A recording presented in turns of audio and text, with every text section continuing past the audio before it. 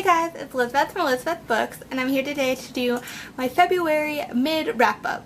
So my friend Ashley from Tea Leaves and Bookbindings, I saw she did a video like this, and it was her January mid wrap-up, and it's for if you read too many books, and I agree with her because I feel like my wrap-ups are getting way too long. At the end they're like 30 minutes, and nobody really wants to watch a 30-minute video, so I thought the months I read way too many books, I would do 2 videos, so halfway through the month and then at the end of the month the other ones, and if I don't read that much I'll only do 1, but so far this is from the 14th of February. I already read 15 books, so I thought I'd talk about those and then at the end of the month talk about all the other ones, just so these 2 videos are like only maybe 20 or less minutes instead of like 30, and you know what I mean. So first, I read Since You've Been Gone by Morgan Matson. I really enjoyed it. It's about this girl named Emily, and she does everything with her best friend Salone, and one day Salone just doesn't answer her phone. She's not at home, she can't get a hold of her, and Salone leaves Emily this list of like 20 or something things she should do this summer, and Emily slowly does all of them and meets new people, makes new friends, and realizes she doesn't have to do everything with Salone, and I thought it was really good. It was, I think, just as good as Amy and Roger's Epic Detour by Morgan Matson. I enjoyed both of them equally, and I'm glad I read it. Then I read 1984 by George Orwell, and that was my first classic of the year. Yay. It was okay. It wasn't my favorite story. I didn't hate it or anything. I just couldn't really get into it. But I'm glad I read it because I've never read it before. I never had to read it in high school or anything. And it was like a kind of like a dystopian future world of what would happen if like we continued the way things were. That's like he wrote it in the 1950s, I believe. And it was pretty good, but I don't know. It wasn't my favorite. But I'll read. I haven't read anything else by him either, so I'll need to pick up something else. Then I read The Summer of First and Last by Tara Ellen McVoy? Yes. And it was about 3 sisters at a summer camp. One was like 14, one was like 17, and one was like 18, and 2 of them were like campers, and the older sister was a counselor, and the 3 sisters just went to camp, and they focused on like, the first sister was in like running, so it focused on her only like doing running and stuff. It was weird. I don't know what kind of summer camp this was, but it was all about how they all loved different boys, and like, I don't know, the youngest sister's story, like chapters were okay, and then the middle one was okay, and the oldest one was really boring, and then the ending was just really dumb. It just ended really horribly, and I don't know, it was okay, but I wouldn't reread it. Then from the library on my Kindle I borrowed Guy in Real Life by Steve Bezanoff? I don't know how to say last names. And it was okay. I actually didn't really enjoy it, but it was like a guy and a girl like alternating chapters, and the guy's name was like Leash or Lear or something, and I thought he was like a girl the whole, like half the book, so I was really confused. And he likes this girl named like Slavana? It was something like that. It was a weird name too. And he like has a crush on her, and so he names his like RuneScape like type character after her and pretends to be a girl so that he gets like items and stuff on the game. And then that girl in her chapter, she played like Dungeons and Dragons, and then I don't know, it was just like really boring and kind of confusing, and I just didn't like it. And then also on my Kindle I read Codename Verity, borrowed that from the library, and I also didn't really like this one. It was like a World War II novel, but it was very confusing, and it was like you didn't really know what was going on, and then it felt very like unrealistic because the girl gets like kidnapped, but she's allowed to like write down everything in the journal for like the Nazis. I don't know, it didn't make sense to me, and it was just really boring. And then I accidentally, when I was looking up like the synopsis, I read like a spoiler to the end of the book, so that kind of ruined it for me too, but I guess I did that to myself. But yeah, so it wasn't that enjoyable for me, and I'm not going to continue with the series. Then I read Air of Fire by Sarah J. Maas, which is the 3rd book in the Throne of Glass series. And everyone says like stick it out and get to this book and this one's amazing, and this really wasn't amazing compared to Crown of Midnight for me. Crown of Midnight was so good, that's the second book, and this one was like really long and kind of boring in some parts, and some chapters were like, I don't know, I didn't care about some of the people.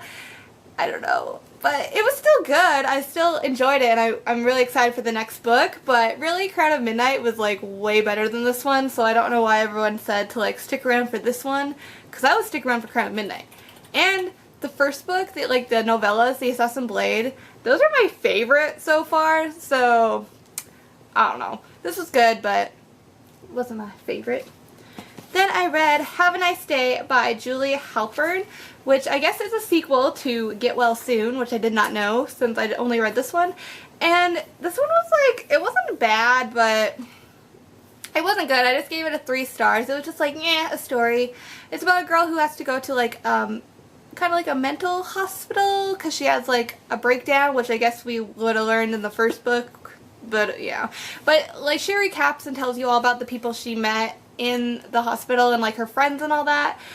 But it was just really hard to read. She was very like obsessed with like going to the bathroom. She talked about it a lot. Like a lot. Everything was like poop colored or like remind her of poop, and it was really weird. Like it was really unnecessary. It was pretty much on every page, and yeah, that was really hard to read. But so I'm not gonna reread it, but I'm glad I read it, I guess. But yeah.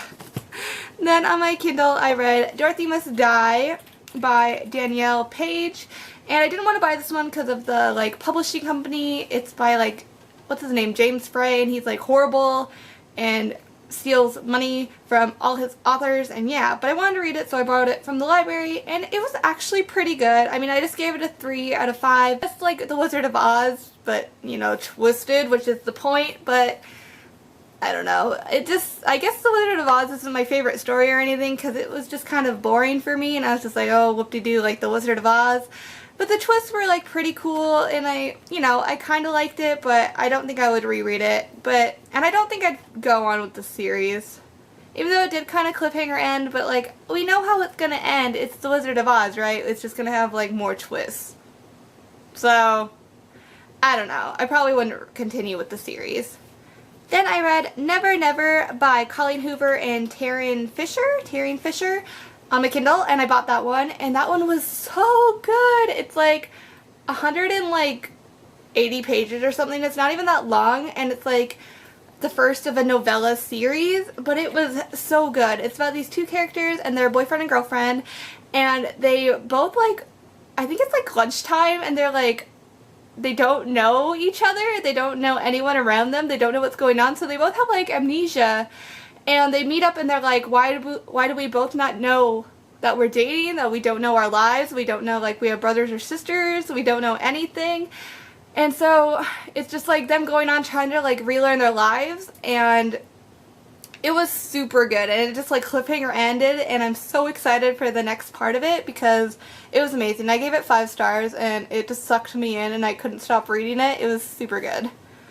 And then Just One Night by Gail Forman, which is like 2.5, the novella of the Just One Day series, and I thought it was pretty bad. Like, I don't know, nothing happened for me that was that enjoyable. Like, it just, they like kissed, and then that was bad, like, yeah. And then their lives went on, and it was really boring for me. I don't know. I wanted it to be like more romantic, I guess, and them being more connected and happier, and it just didn't satisfy me, and I didn't really like it. I thought it was unnecessary, but I think a lot of people felt like it was good closure, but I didn't, so I didn't really like it.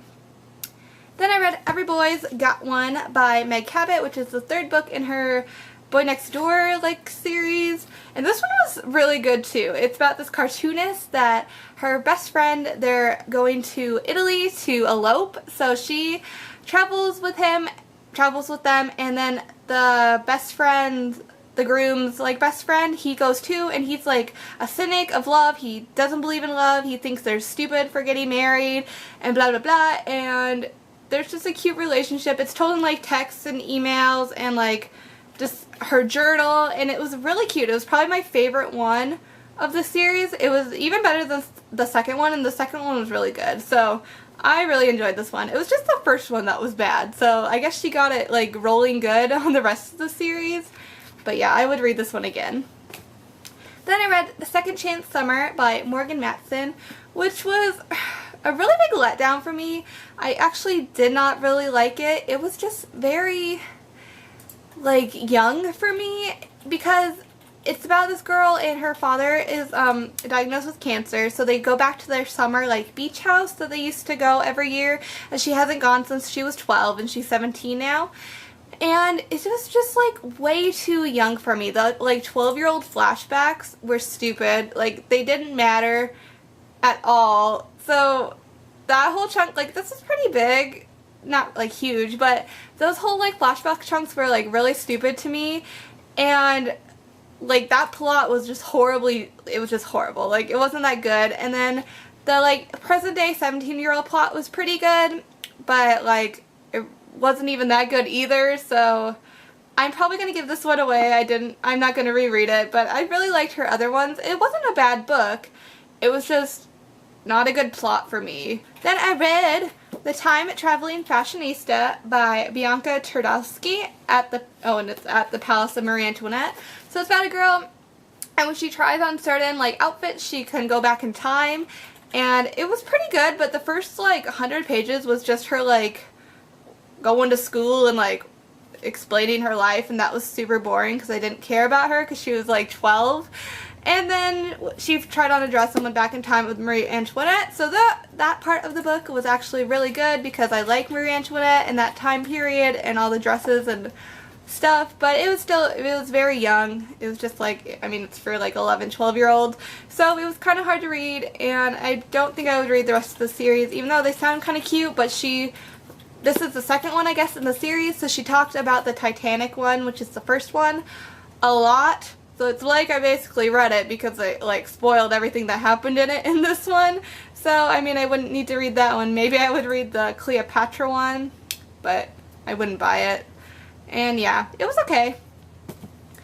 Then I read Stitching Snow by R.C. Lewis, and this is like an art copy, and I just didn't really enjoy it. It's about this girl who lives on it's like a really cold planet, and then she meets this guy who like trains her, and I don't know, it was just like really boring, and I just reminded me too much of Cinder, because she like was a mechanic kinda, and I don't know, I didn't like Cinder, and I didn't like this, and I don't know, it just wasn't for me. It's pretty though, and I'm glad I read it, but I just didn't really like it. And finally, for this half of February, I read Epsilon Pi by Meg Cabot, which was super good when I was younger. This was so good when I was like 13, 14, and rereading it, I'm like, wow, this is pretty bad. Like, it had a horrible, like, I don't know, a horrible high school type plot. Like, the Avalon part was kind of cool, the like King Arthur-y part, but I forgot how like just boring this is. It's like really not well written. There's not a very well executed plot. It just kind of like, it's going on and it's kind of boring and lame, and yeah, I didn't really enjoy it. But I'm glad I reread it to see if I still liked it, but yeah, I didn't really like it. It was pretty bad. But yeah, guys, those were the 15 books I read in the first half of February, and I'll see you guys at the end of February. Thank you guys so much for watching. Bye, guys.